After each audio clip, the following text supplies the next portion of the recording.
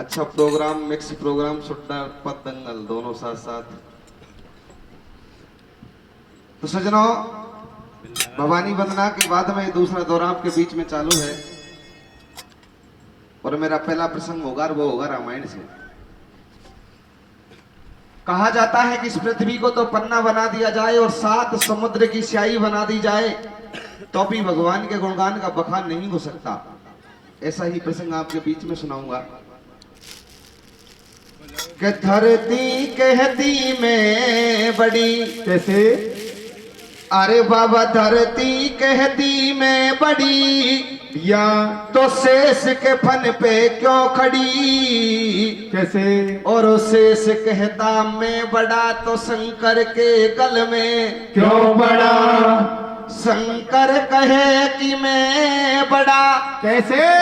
तो कैलाश के ऊपर क्यों पड़ा। या कैलाश कहता मैं बड़ा, तो रावण ने कर पे क्यों डरा? रावण कहे कि मैं बड़ा, तो राम के बाण से क्यों मरा। कैसे? और राम कहता मैं बड़ा, तो भगतों के बस में क्यों बड़ा? ये बड़े बड़ाई ना करे, कैसे? और बड़े न बोले बोल। या बाहिरा मुख से कब कहे कि लाख हमारो मोले। ऐसा ही प्रसंग आपके बीच में कि एक बार राजा दशरथ महलों में बैठे बैठे विचार करने लगे कि आज मुझे जंगल के मायने शिकार खेलने के लिए चलना चाहिए। सजनों, राजा अपने घोड़े को सजाता है और अपने 5 हथियार हाथ में लेकर जंगल में शिकार खेलने के लिए निकल जाता है। पहले के चक्रवर्ती राजाओं का नियम भी हुआ करता था कि जब वो शिकार पर जाते तब तक अपनी राजधानी को लौट कर नहीं आते, तब तक उन्हें कोई शिकार नहीं मिल जाती। सजनों, राजा शिकार की तलाश में दूर जंगल में भटक गया। राजा को एकदम से प्यास लगने लगी, जी उकलाने लगा, मन में विचार करने लगे, भगवान इस जंगल में कहां से नीर पीऊं, कोई पानी पीने का स्रोत ही नहीं दिख रहा। चारों तरफ नजर घुमाते हैं लेकिन राजा को कहीं कोई पानी पीने का स्रोत नहीं दिखता। तो सज्जनों, एक पेड़ के नीचे हताश होकर बैठ जाते हैं और आसमान की तरफ नजर घुमाने लगे। तो सज्जनों, राजा को कुछ पक्षी मंडराते हुए दिखते हैं। मन में सोचने लगा, मुझे इन पक्षियों के सहारे चलना चाहिए, शायद पीने के लिए नीर मिल जाए। राजा अपने घोड़े को साथ लेता है और सज्जनों उन पक्षियों के सहारे जाता है तो क्या देखता है, एक सुंदर सा तालाब बना हुआ है। उसमें 4 इंद्रलोक की अप्सरा स्नान कर रही है। अरे राजा अपनी प्यास तो भूल गया और एक झाड़ी की ओट लेकर और सज्जनों अप्सराओं को देखने लग गया। एक अप्सरा को उस झाड़ी की ओट में राजा जब दिखाई पड़ जाता है तो अपनी और संग की सहेलियों को समझाने लगी है और राजा के बारे में बताने लगी। क्या कहने लगी है? क्या कहती है मेरे भैया? हाँ रे हिल मिल नाई रे संग सहेली बन के बीच सरोवर में। कैसे कैसे? अरे हिल मिल नाई रे संग सहेली बन के बीच सरोवर में। कैसे? ओ जी जी भाग चलो एक छोरो जाके बरबर में पेन हिल मिल नाई रे संग सहेली बन के बीच सरोवर में। जी जी भाग चलो एक छोरो जाके बरबर में हिल मिल नाई रे संग सहेली बन के बीच सरोवर में। जी जी भाग चलो एक छोरो जाके बरबर में। सज्जनों, वो चारों अप्सरा सरोवर से तुरंत निकलती हैं और पास में श्रृंगी ऋषि कुटिया कर बनाकर भगवान का भजन किया करते थे। अरे श्रृंगी ऋषि की कुटिया पे आ जाती है और श्रृंगी ऋषि को सारा हाल सुनाने लगी। क्या कहने लगी है? क्या कहती है मेरे भैया? अरे एक चारों कुटिया में घुस आई, बे बाबा से यूं बतड़ाई, ओ बाबा सुन ले बात हमारी, एक छोरा आयो या वन में बन कर दई हमसे भारी। बाबा सोच करे निज मन में, ऐसो कुण आयो या वन में। वो बाबा ने अंदाज लगायो और ले लऊं बदलो बासे बाके देख क्रोध तन छायो। बाको टंटई टोड़ू सारो जेने माने घटायो थारो। ओ बाको कर दऊं बनिया ढार और ऐसो श्राप दऊं बाकू बाको जीवन होए बेकार। तो भाई लियो कमंडल हाथ ऋषि ने श्राप दियो भारी। कैसे? और जे आए गो बन के बीच बने गोबा सुंदर सी नारी ओ आए सामने तेरी मन के बीच सरोवर में ये दिल जाने चलो दोनों साथे भगवान में सामने तेरी मन के बीच सरोवर में ये दिल जाने चलो दोनों साथे भगवान। अरे लियो कमंडल हाथ ऋषि ने श्राप दियो भारी और जे आए गो बन के बीच बने बा सुंदर सी नारी। श्रृंग ऋषि मन में विचार करने लगे कि ऐसा कौन है जंगल के बीच में जो मेरे ही नियम को भंग करने पर तुला है। अपने कमंडल से जल के छींटे देकर के वरदान कायम करते हैं कि जो भी नर इस तालाब की सीमा में आएगा वो आते ही नर से नारी बन जाएगा। ऐसे वरदान को पाकर अफसर अपने लोग को चली जाती है। लेकिन सज्जनों, राजा दशरथ अपने महल में आ जाते हैं, अपने नगर में आ जाते हैं, अवधपुरी में आ जाते हैं। राजा का दिन तो जंगल में निकल गया लेकिन रात नहीं निकल पाती है। सोचने लगा भगवान कब सवेरा होगा और कब मैं जाकर अप्सराओं को देखूंगा। आज राजा की हालत खराब हो जाती है। आज सज्जनों, सूर्य उदय होने का इंतजार करने लगा और मन में क्या विचार करने लगा है, क्या करता है मेरे भैया? हाँ रे आशिक हो गो राजा बन में देखी नार पराई रे। कैसे कैसे? अरे आशिक हो गो राजा बन में देखी नार पराई रे। कैसे? वो करवट बदले सारी रात नींद नहीं आई रे। आशिक हो गो राजा बन में देखी नार पराई रे। करवट बदले सारी रात नींद नहीं आई रे। आशिक हो राजा बन में देखी नार पराई रे। करवट बदले सारी रात नींद नहीं आई रे। हरे नहाती धोती जच गई और नारन सूचित भंग। अरे मिलवा की बान रप के तो भीतर से उठे जब घोड़ा लियो सजाए फूप जब मन ही मन हर्षायो। और कछु देर के बाद के दशरथ बीहड़ वन में आयो। ओ राजा बीहड़ वन में आयो। बाकू कछु भेद नहीं पायो। बाके करुणा लग रही मन में और ऐसी लगी उमंग के भगतो जा रहे हो बीहड़ वन में। तो भाई घोड़ा की तोर घोड़ी रे बन गई घुसतई मेंढा पे। कैसे? अरे घोड़ा की तोर घोड़ी रे बन गई घुसतई मेंढा पे। कैसे? और बानर से बन गयो नार लटक रहो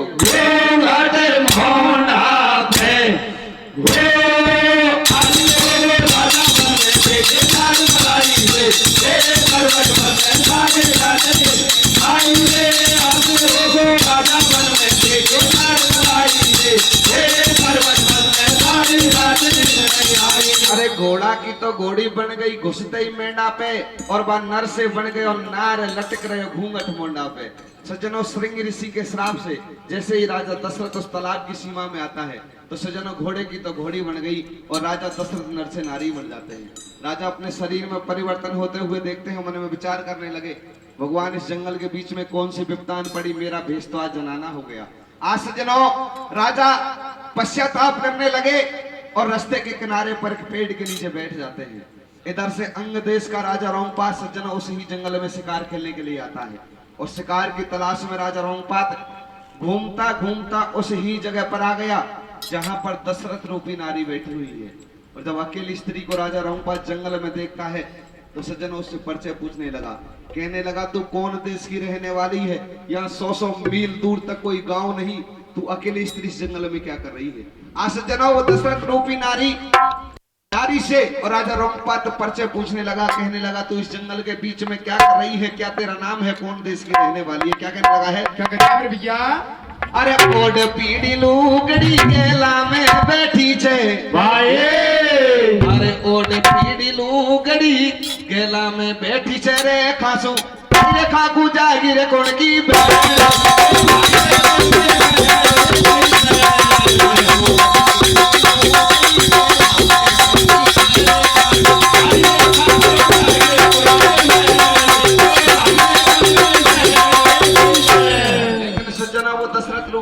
कुछ नहीं बोलती है। तो राजा रोंगपात उसका हाथ को पकड़ लेते हैं और खड़ा कर लेते हैं। कहने लगा, अरे तेरे गांव का ही नाम बता दे, कौन देश की रहने वाली है।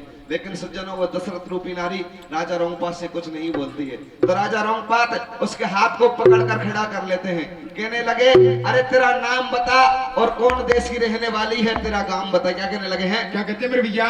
थारे हाथ में न चूड़ो कोनी, नाक में बाड़ी भाई थारे हाथ में न चूड़ो कोनी, कान में बाड़ी रे, थारो नाम तो बता दे रे पीड़ा पीड़ा।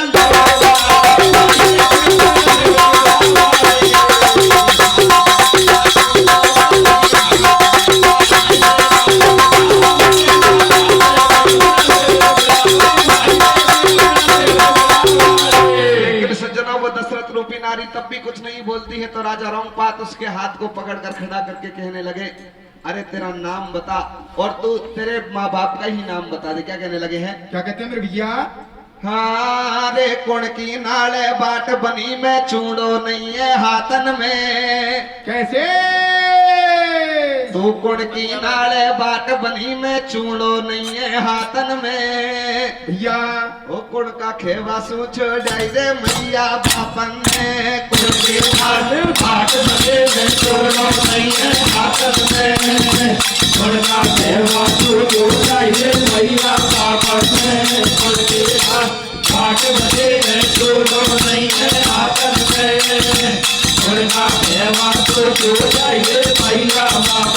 सज्जनों, वो दशरथ रूपी नारी राजा रोंगपात से तब भी कुछ नहीं बोलती है। तो राजा रोंगपात उसके हाथ को पकड़ लेते हैं और कहने लगे, तुम मेरे साथ में चल, तुझे अपने महलों की अपनी पटरानी बना के रखूंगा।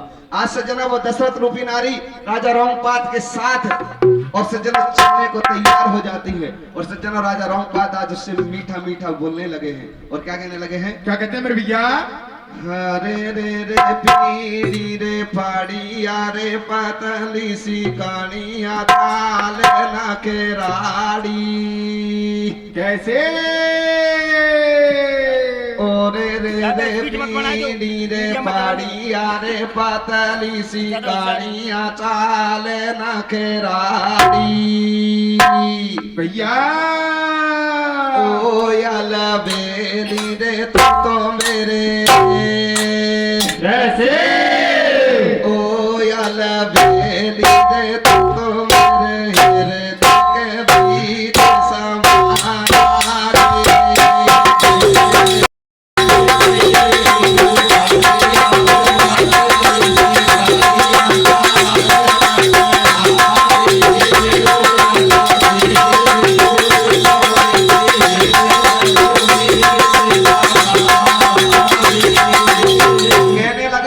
बढ़िया पतली कणिया चाल नखराड़ी, ओ अलबेली तू तो मेरे हृदय बीच।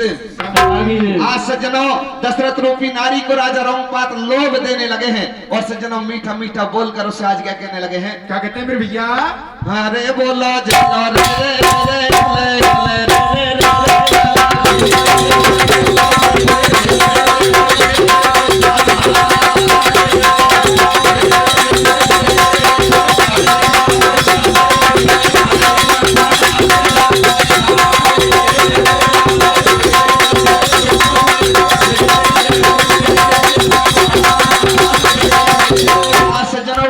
रूपी नारी से राजा रोंगपात लोभ देने लगे हैं और मीठा मीठा बोलकर आज सज्जनों दशरथ रूपी नारी से क्या कहने लगे हैं, क्या समझाने लगे हैं? क्या कहते हैं मेरे भैया? अरे बोलो जलो रे रे रे रे रे रे रे।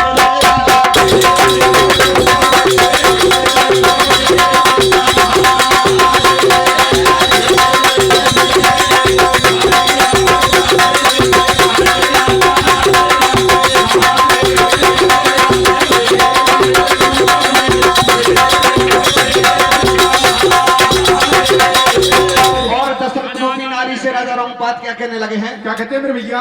अरे एक राजा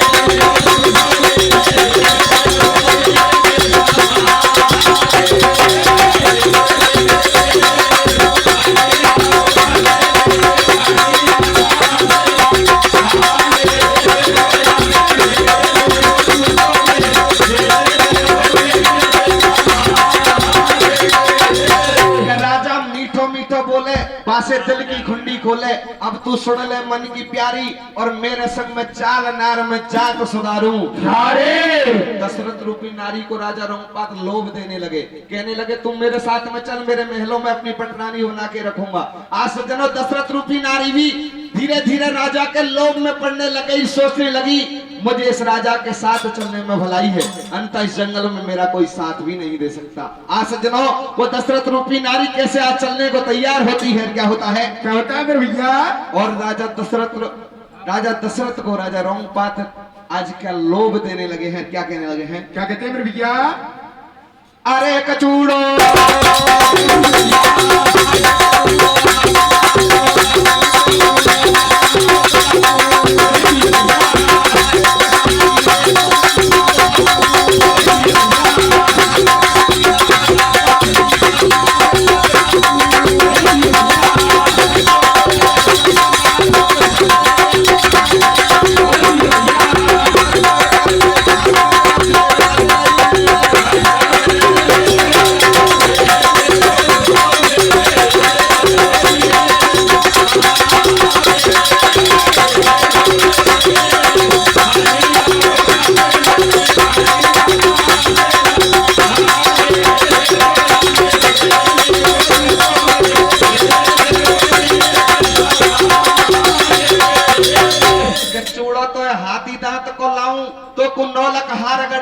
साड़ी रेशम की मंगवाऊं और नाक नथलिया गड़ा कुणती कड़िया में लटकाओ। मत कर जो मारे कोई काम के दासी लग रही महलन में, और चल जो मेरी नारम देख मत डोले गेलन में। आज सज्जनों दशरथ रूपी नारी को राजा रोंगपात ले जाने के लिए तैयार हो जाते हैं, और दशरथ रूपी नारी भी राजा रोंगपात के साथ चलने को तैयार हो जाती है। होता क्या है, क्या होता है मेरे भैया।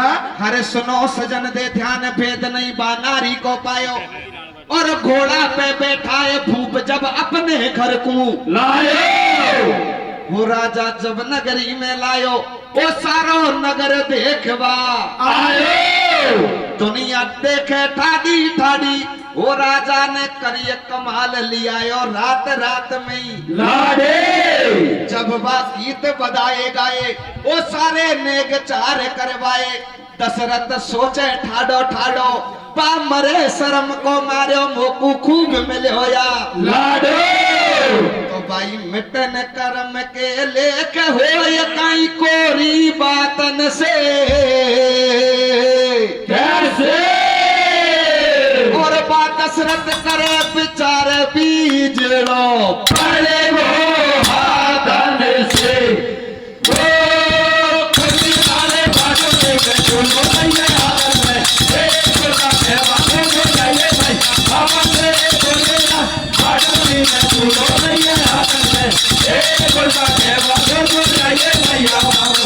सज्जनों आज दशरथ रूपी नारी से राजा रोंगपात लोभ देने लगे हैं, और सज्जनों लोभ देकर उसे अपने घर ले जाते हैं, और घर ले जाते हैं तो सज्जनों आज सारे नगरवासी भी चकित रह गए। एक राजा जना कहां से रात रात में और अपनी घरवाली बनाकर किसी रानी को लेकर आया है, सारे नगरवासी देखने भी आते हैं। और सज्जनों राजा दशरथ रूपी नारी आज अपने समय को धीरे धीरे निकालने लगी है, और निकालने लगी।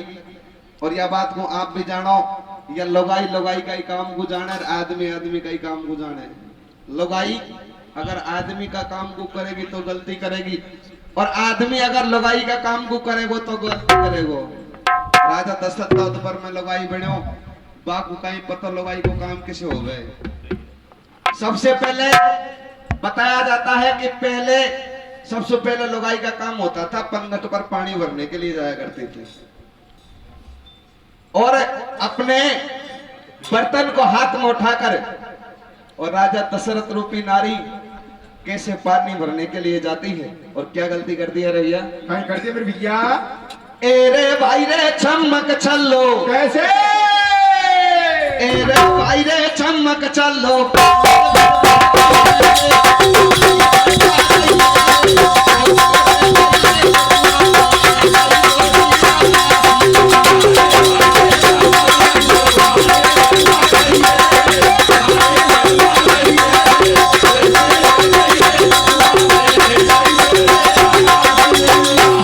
लोगाई को पहलो काम और दूसरो काम हो गए रोटी करवा को छाछ करवा को रोटी छाछन के करई कहीं गलती करी रे काय करी मेरे भैया ए रे भाई रे छाछ करूं तो ए रे भाई रे छाछ करूं तो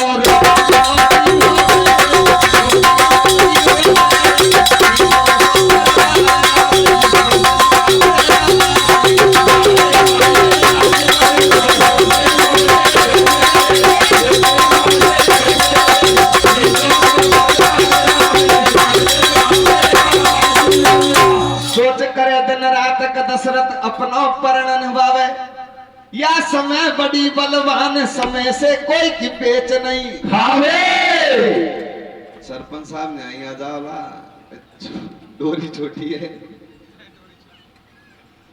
सोच करे दिन रात का दशरथ अपनो परण निभावे या समय बड़ी बलवान समय से कोई की पेच नहीं खावे वो लीला त्रिलोकी की न्यारी दशरथ बन गए नर से नारी बातों निर्भय मौज उड़ावे और पिछा पाल की सोए अवध की कतई याद को आवे सुनो तुम एक दुनिया की बात बाबद ना के लंबे आवे बेचारा की भारी जात मंगाड़ी बकरियों पेट में गर्भ भूप की झटका खावे नारी वो दशरथ करे पीछला हेरा ये तो कर्म फूटेगा मेरा बाकी जीव बड़ी चटकोली पण काली माटी खाए मंगावे देख मिठाई बोले वो मनवा को खड़ी ठीकरा मांगे कछु बेरन क्यों मन में आवे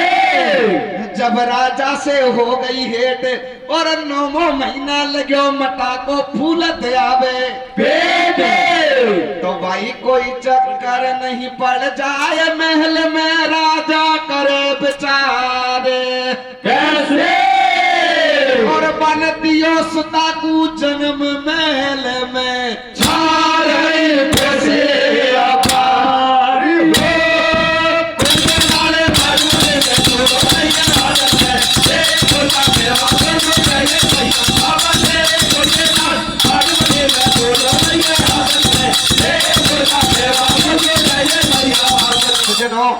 राजा रोमपाद के यहाँ रहने से दशरथ रूपी नारी ने एक कन्या को जन्म दिया जिसका नाम था शांता। यहाँ शांता का जन्म हो गया और इधर अवधपुरी में हल्ला हो गया कि राजा को 10 महीने से ज्यादा हो गए, जंगल में शिकार खेलने के लिए गया था, अब तक वापस नहीं लौटा। सज्जनों, तीनों रानी अपने सारे मंत्रियों को पास में बुलाते हैं, अपने नगरवासियों को पास में बुलाकर राजा को ढूंढने की योजना बनाती है। सज्जनों, सेना को साथ लेकर तीनों रानी जंगल में आ जाती है।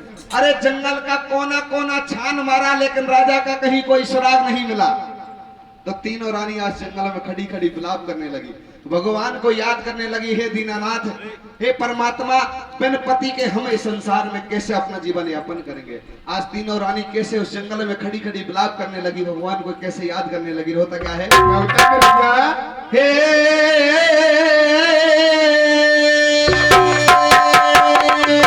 कैसे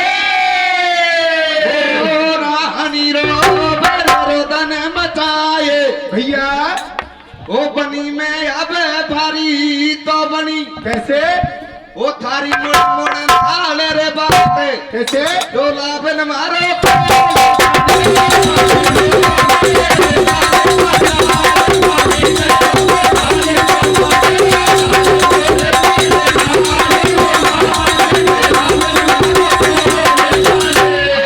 जंगल में खड़ी खड़ी तीनों रानी रोने लगी।